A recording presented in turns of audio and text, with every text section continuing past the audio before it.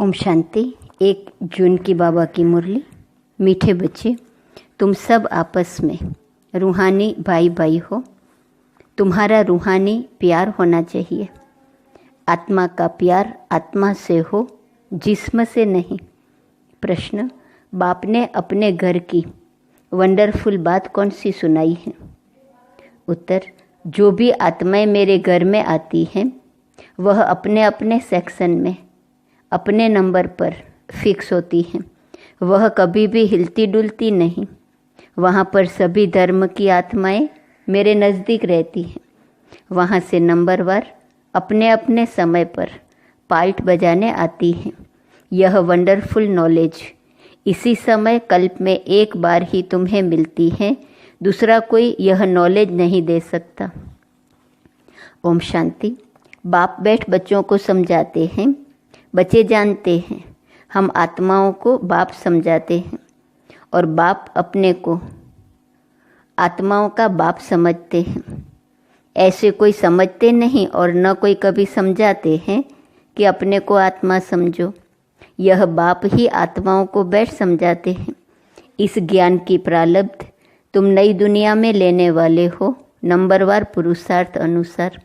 यह भी कोई सभी को याद नहीं रहता कि यह दुनिया बदलने वाली है। बदलाने वाला बाप है। यहाँ तो सन्मुख बैठे हैं। जब घर में जाते हैं तो सारा दिन अपने धंधे आदि में ही लग जाते हैं। बाप की श्रीमत है, बच्चे कहाँ भी रहते तुम मुझे याद करो। जैसे कन्या होती है तो वह जानती नहीं कि हमको कौन पति मिलेगा। चित्र देखती हैं तो उनकी याद ठहर जाती है। कहाँ भी रहते एक दो को दोनों याद करते हैं। इसको कहा जाता है जिस्मानी प्यार। यह है रूहानी प्यार। रूहानी प्यार किसके साथ? बच्चों का रूहानी बाप के साथ और बच्चों का बच्चों के साथ। तुम बच्चों का आपस में भी बहुत प्यार होना चाहिए, यानी आत्माओं का आत्माओं के साथ भी प्यार चाहिए। यह शिक्षा भी अभी तुम बच्चों को मिलती है। दुनिया के मनुष्यों को तो कुछ भी पता नहीं। तुम सब भाई भाई हो तो आपस में ज़रूर प्यार होना चाहिए, क्योंकि एक बाप के बच्चे हो ना। इसको कहा जाता है रूहानी प्यार। ड्रामा प्लान अनुसार सिर्फ पुरुषोत्तम संगम युग पर ही रूहानी बाप आकर रूहानी बच्चों को सन्मुख समझाते हैं और बच्चे जानते हैं कि बाप यहाँ आए हुए हैं। हम बच्चों को गुलगुल पवित्र पतित से पावन बनाकर साथ ले जाएंगे। ऐसे नहीं कि कोई हाथ से पकड़ कर ले जाते हैं।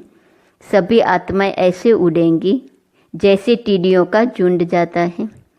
उन्हों का भी कोई गाइड होता है। गाइड के साथ और भी गाइड्स होते हैं जो फ्रंट में रहते हैं। सारा झुंड जब इकट्ठा जाता है तो बहुत आवाज़ होती है। सूर्य की रोशनी को भी ढक देते हैं। इतना बड़ा झुंड होता है। तुम आत्माओं का तो कितना बड़ा अनगिनत झुंड है, कभी गिनती नहीं कर सकते। यहाँ मनुष्यों की गिनती नहीं कर सकते। बल आदमशुमारी निकालते हैं, वह भी एक्यूरेट नहीं निकालते हैं। आत्माएं कितनी हैं वह हिसाब कभी निकाल नहीं सकते। अंदाज लगाया जाता है कि सतयुग में कितने मनुष्य होंगे, क्योंकि सिर्फ भारत ही रह जाता है। तुम्हारी बुद्धि में है कि हम विश्व के मालिक बन रहे हैं। आत्मा जब शरीर में है तो जीवात्मा है, तो दोनों इकट्ठे सुख अथवा दुख भोगते हैं। ऐसे बहुत लोग समझते हैं कि आत्मा ही परमात्मा है। वह कभी दुख नहीं भोगती, निर्लेप है। बहुत बच्चे इस बात में भी मूंझते हैं कि हम अपने को आत्मा निश्चय तो करें, लेकिन बाप को कहाँ याद करें। यह तो जानते हो बाप परमधाम निवासी हैं। बाप ने अपना परिचय दिया हुआ है। कहाँ भी चलते फिरते बाप को याद करो। बाप रहते हैं परमधाम में। तुम्हारी आत्मा भी वहाँ रहने वाली है, फिर यहाँ पार्ट बजाने आती है। यह भी ज्ञान अभी मिला है। जब तुम देवता हो वहाँ तुमको यह याद नहीं रहता है कि फलाने फलाने धर्म की आत्माएं ऊपर में हैं। ऊपर से आकर यहाँ शरीर धारण कर पार्ट बजाती हैं। यह चिंतन वहाँ नहीं चलता। आगे यह पता नहीं था कि बाप भी परमधाम में रहते हैं, वहाँ से यहाँ आकर शरीर में प्रवेश करते हैं। अब वह किस शरीर में प्रवेश करते हैं, वह अपने एड्रेस तो बताते हैं। तुम अगर लिखो कि शिव बाबा केयर ऑफ परमधाम, तो परमधाम में तो चिट्ठी जा नहीं सकती, इसलिए लिखते हो शिव बाबा केयर ऑफ ब्रह्मा। फिर यहाँ की एड्रेस डालते हो, क्योंकि तुम जानते हो बाप यहाँ ही आते हैं, इस रथ में प्रवेश करते हैं। यूँ तो आत्माएं भी ऊपर रहने वाली हैं, तुम भाई भाई हो। सदैव यही समझो हम आत्मा हैं, इनका फलाना नाम है। आत्मा को यहाँ देखते हैं, परंतु मनुष्य देह अभिमान में आ जाते हैं। बाप देही अभिमानी बनाते हैं। बाप कहते हैं तुम अपने को आत्मा समझो और फिर मुझे याद करो। इस समय बाप समझाते हैं जब मैं यहाँ आया हूँ, आकर बच्चों को ज्ञान भी देता हूँ। पुराने ऑर्गन्स लिए हैं, जिसमें मुख्य यह मुख है, आँखें भी हैं। ज्ञान अमृत मुख से मिलता है, गौमुख कहते हैं ना, अर्थात माता का यह मुख है। बड़ी माता द्वारा तुमको एडॉप्ट करते हैं। कौन? शिव बाबा। वह यहाँ है ना। यह ज्ञान सारा बुद्धि में रहना चाहिए। मैं तुमको प्रजापिता ब्रह्मा द्वारा एडॉप्ट करता हूँ, तो यह माता भी हो गई। गाया भी जाता है तुम मात पिता हम बालक तेरे, तो वह सब आत्माओं का बाप है, उनको माता नहीं कहेंगे, वह तो बाप ही हैं। बाप से वर्षा मिलता है, फिर माता चाहिए, वह यहाँ आते हैं। अभी तुमको मालूम पड़ा है बाप ऊपर में रहते हैं, हम आत्माएं भी ऊपर रहती हैं, फिर यहाँ आती हैं पार्ट बजाने। दुनिया को इन बातों का कुछ भी पता नहीं, वह तो ठिक्कर भीतर में परमात्मा को कह देते हैं, फिर तो अनगिनत हो जाए। इसको कहा जाता है घोर अंधियारा। गायन भी है ज्ञान सूर्य प्रगटा, अज्ञान अंधेर विनाश। इस समय तुमको ज्ञान है, यह है रावण राज्य, जिस कारण अंधियारा है। वहाँ तो रावण राज्य होता नहीं, इसलिए कोई विकार नहीं, देह अभिमान भी नहीं। वहाँ आत्मा अभिमानी रहते हैं। आत्मा को ज्ञान है, अब छोटा बच्चा है, अब हम जवान बने हैं, अब वृद्ध शरीर हुआ है, इसलिए अब यह शरीर छोड़ दूसरा लेना है। वहाँ ऐसे नहीं कहते फलाना मर गया, वह तो है ही अमर लोक। खुशी से एक शरीर छोड़ दूसरा लेते हैं। अभी आयु पूरी हुई है, यह छोड़ नया लेना है, इसलिए सन्यासी लोग सर्प का मिसाल देते हैं। मिसाल वास्तव में बाप का दिया हुआ है, वह फिर सन्यासी लोग उठाते हैं। तब बाप कहते हैं यह जो ज्ञान मैं तुमको देता हूँ, यह प्रायः लोप हो जाता है। बाप के अक्षर भी हैं तो चित्र भी हैं, परंतु जैसे आटे में नमक, तो बाप बैठ अर्थ समझाते हैं। जैसे सर्प पुरानी खाल छोड़ देता है और नई खाल आ जाती है, उनके लिए ऐसे नहीं कहेंगे एक शरीर छोड़ दूसरे में प्रवेश करते हैं, नहीं। खाल बदलने का एक सर्प का ही मिसाल है। वह खाल उनकी देखने में भी आती है। जैसे कपड़ा उतारा जाता है, वैसे सर्प भी खाल छोड़ देता है, दूसरी मिल जाती है। सर्प तो जिंदा ही रहता है, ऐसे भी नहीं सदैव अमर रहता है। 2-3 खाल बदली कर फिर मर जाएंगे। वहाँ भी तुम समय पर एक खाल छोड़ दूसरी ले लेते हो। जानते हो अभी हमको गर्भ में जाना है, वहाँ तो है ही योग बल की बात। योग बल से तुम जन्मते हो, इसलिए अमर कहा जाता है। आत्मा कहती है अब हम बूढ़ा हो गया हूँ, शरीर पुराना हुआ है, साक्षात्कार हो जाता है।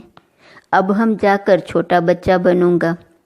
आपे ही शरीर छोड़ आत्मा भाग कर जाए छोटे बच्चे में प्रवेश करती है। उस गर्भ को जेल नहीं महल कहा जाता है। पाप तो कोई होते नहीं हैं जो भोगना पड़े। गर्भ महल में आराम से रहते हैं, दुख की कोई बात नहीं। न कोई ऐसी गंदी चीज़ खिलाते हैं जिससे बीमार हो जाए। अब बाप कहते हैं, बच्चे तुमको निर्वाण धाम में जाना है, यह दुनिया बदलनी है, पुरानी से फिर नई होंगी। हर एक चीज़ बदलती है। झाड़ से बीज निकलते हैं, फिर से बीज लगाओ तो कितना फल मिलता है। एक बीज से कितने दाने निकलते हैं। सतयुग में एक ही बच्चा पैदा होता है योग बल से, यहाँ विकार से 4-5 बच्चे पैदा करते हैं। सतयुग और कलयुग में बहुत फर्क है। जो बाप बताते हैं नई दुनिया फिर पुरानी कैसे होती है, उसमें आत्मा कैसे 84 जन्म लेती है, यह भी समझाया है। हर एक आत्मा अपना अपना पार्ट बजाकर फिर जब जाएंगी तो अपनी अपनी जगह पर खड़ी रहेंगी। जगह बदलती नहीं है। अपने अपने धर्म में अपनी जगह पर नंबरवार खड़े होंगे, फिर नंबरवार ही नीचे आना है। इसलिए छोटे छोटे मॉडल्स बनाकर रखते हैं मूल वतन के। सब धर्मों का अपना अपना सेक्शन है। देवी देवता है पहला धर्म, फिर नंबरवार आते हैं, नंबरवार ही जाकर रहेंगे। तुम भी नंबरवार पास होते हो, उन मार्क्स के हिसाब से जगह लेते हो। यह बाप की पढ़ाई कल्प में एक ही बार होती है। तुम आत्माओं का कितना छोटा सिजरा होगा, जैसे तुम्हारा इतना बड़ा झाड़ है। तुम बच्चों ने दिव्य दृष्टि से देखकर फिर यहाँ बैठकर चित्र आदि बनाए हैं। आत्मा कितनी छोटी है, शरीर कितना बड़ा है। सब आत्माएं वहाँ जाकर बैठेंगी। बहुत थोड़ी जगह में नज़दीक में जाकर रहती हैं। मनुष्यों का झाड़ कितना बड़ा है। मनुष्यों को तो जगह चाहिए ना, चलने फिरने, खेलने, पढ़ने, नौकरी करने की, सब कुछ करने की जगह चाहिए। निराकारी दुनिया में आत्माओं की छोटी जगह होंगी, इसलिए इन चित्रों में भी दिखाया है। बना बनाया नाटक है। शरीर छोड़कर आत्माओं को वहाँ जाना है। तुम बच्चों की बुद्धि में है कि हम वहाँ कैसे रहते हैं और दूसरे धर्म वाले कैसे रहते हैं, फिर कैसे अलग अलग होते हैं नंबरवार। यह सब बातें तुमको कल्प कल्प एक ही बाप आकर सुनाते हैं। बाकी तो सभी हैं जिस्मानी पढ़ाई, उनको रूहानी पढ़ाई नहीं कह सकते हैं। अभी तुम जानते हो हम आत्मा हैं। आई माना आत्मा, माय माना मेरा शरीर।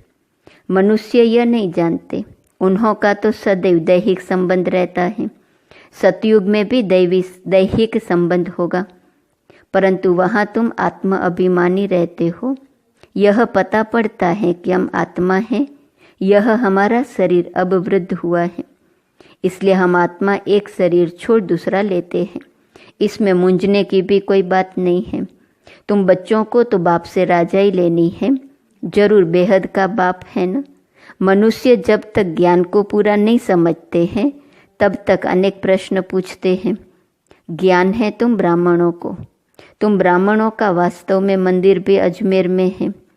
एक होते हैं पुष्करणी ब्राह्मण, दूसरे सार सिद्ध। अजमेर में ब्रह्मा का मंदिर देखने जाते हैं। ब्रह्मा बैठा है, दाढ़ी आदि दी हुई है, उनको मनुष्य के रूप में दिखाया है। तुम ब्राह्मण भी मनुष्य के रूप में हो। ब्राह्मणों को देवता नहीं कहा जाता है। सच्चे सच्चे ब्राह्मण तुम हो, ब्रह्मा की औलाद। वह कोई ब्रह्मा की औलाद नहीं है। पीछे आने वालों को यह मालूम नहीं पड़ता है। तुम्हारा यह विराट रूप है, यह बुद्धि में याद रहना चाहिए। यह सारी नॉलेज है जो तुम कोई को अच्छी रीति समझा सकते हो। हम आत्मा हैं, बाप के बच्चे हैं, यह यथार्थ रीति समझकर यह निश्चय पक्का पक्का होना चाहिए। यह तो यथार्थ बात है। सभी आत्माओं का बाप एक परमात्मा है। सभी उनको याद करते हैं, हे भगवान। मनुष्यों के मुख से जरूर निकलता है, परमात्मा कौन है यह कोई भी नहीं जानते हैं, जब तक कि बाप आकर समझाए। बाप ने समझाया है, यह लक्ष्मी नारायण जो विश्व के मालिक थे यही नहीं जानते थे तो ऋषि मुनि फिर कैसे जान सकते। अभी तुमने बाप द्वारा जाना है। तुम हो आस्तिक, क्योंकि तुम रचयिता और रचना के आदि मध्य अंत को जानते हो। कोई अच्छी रीति जानते हैं, कोई कम। बाप सन्मुख आकर पढ़ाते हैं, फिर कोई अच्छी रीति धारण करते हैं, कोई कम धारण करते हैं। पढ़ाई बिल्कुल सिंपल भी है, बड़ी भी है। बाप में इतना ज्ञान है जो सागर को साई बनाओ तो भी अंत नहीं पाया जा सकता। बाप सहज करके समझाते हैं। बाप को जानना है, स्वदर्शन चक्रधारी बनना है, बस। अच्छा, मीठे मीठे सिकिलदे बच्चों प्रति माता पिता बाप दादा का याद, प्यार और गुड मॉर्निंग। रूहानी बाप की रूहानी बच्चों को नमस्ते। रूहानी बच्चों की रूहानी बाप को नमस्ते नमस्ते नमस्ते। धारणा के लिए मुख्य सार, पहली पॉइंट, सदा याद सहज बनी रहे। उसके लिए चलते फिरते ये चिंतन करना कि हम आत्मा हैं, परमधाम निवासी आत्मा यहाँ पाल्ट बजाने आई है। बाप भी परमधाम में रहते हैं, वह ब्रह्मा तन में आए हैं। दूसरी पॉइंट, जैसे रूहानी बाप से आत्मा का प्यार है, ऐसे आपस में भी रूहानी प्यार से रहना है। आत्मा का आत्मा से प्यार हो, शरीर से नहीं। आत्म अभिमानी बनने का पूरा पूरा अभ्यास करना है।